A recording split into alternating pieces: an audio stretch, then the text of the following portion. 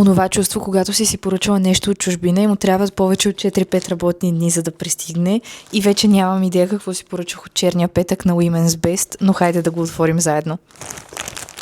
Започваме с първото.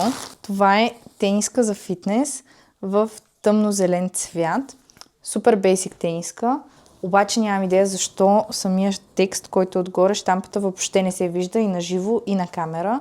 Второто нещо, същата тениска, но в друг цвят. Отзад вече си има и логото и отпред се чете.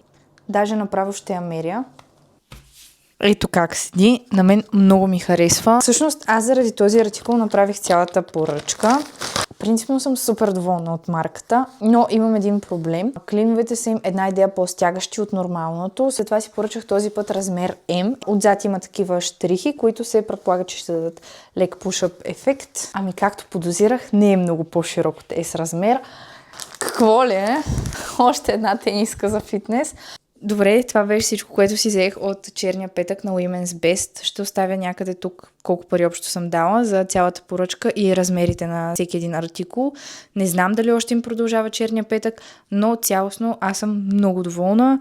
Всички тези дрехи ги взех според мен на доста разумна цена, но наистина, ако някой си купува оттам, просто един размер нагоре